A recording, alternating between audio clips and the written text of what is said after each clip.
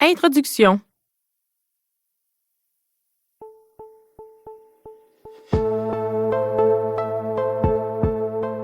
Puisque nous sommes demi-sœurs, Captive est avant tout un projet de famille.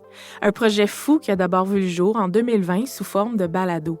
Nous avions alors le désir de créer le balado que nous avions envie d'écouter, autant par sa rigueur que sa qualité. C'est donc ce que nous avons fait, bien humblement, avec cœur et passion. Un document audio qui s'étend maintenant sur 3 saisons de 8 épisodes chacune, téléchargé plus d'1 million de fois au moment d'écrire ces lignes. Lorsqu'on nous a approchés pour nous donner l'opportunité de transposer notre travail en livre, nous avons accepté de plonger dans cette grande aventure. Nous espérons ainsi pouvoir atteindre le plus de regards possible sur des histoires inconnues ou tombées dans l'oubli.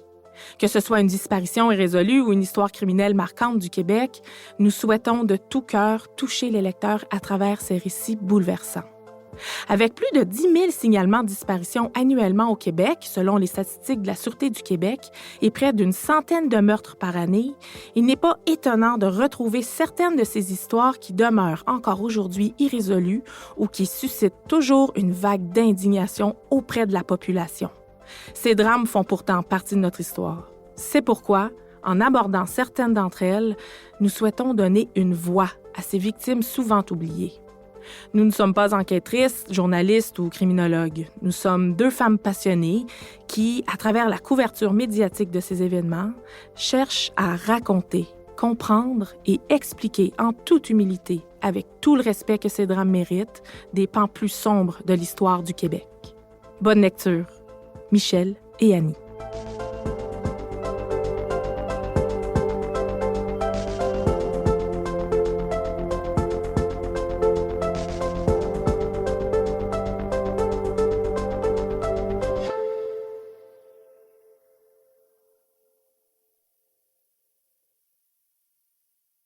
Les meurtres de Denise Picard et de Suzanne Gilbert.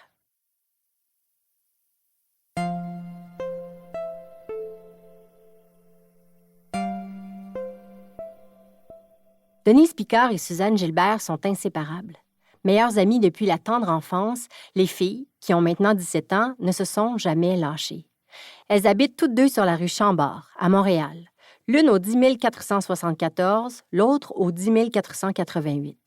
À peine quelques portes séparent leurs appartements et il est fréquent de trouver Suzanne chez Denise et vice-versa.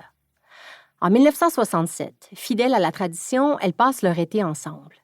Ces 2 adolescentes ricaneuses et très attachantes sont pratiquement soudées l'une à l'autre, encore plus durant la belle saison. À peine revenues d'un séjour à Val-David, dans la famille de Denise, voilà qu'elles se préparent à repartir en vacances, cette fois avec la famille de Suzanne, les Gilbert. La mère de Suzanne, Madame Gilbert, née Jean, a de la famille dans le bas du fleuve, plus précisément à Saint-Simon, petit village entre Trois-Pistoles et Rimouski. Depuis des années, la famille Jean est propriétaire de 5 chalets sur la berge de l'Anse à Pierre-Jean, à quelques kilomètres de Saint-Simon.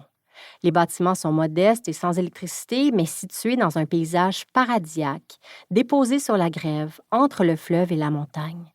Le lieu, isolé du reste du monde, est seulement accessible par un discret chemin de terre.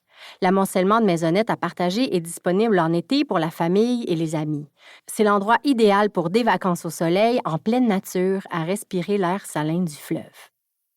8 août 1967, L'Anse à Pierre-Jean. Départ vers L'Anse à Pierre-Jean. Pour continuer à écouter ce livre audio gratuitement, cliquez sur le lien dans la description et vous pourrez l'écouter en entier sans frais grâce à l'essai de 30 jours d'Audible.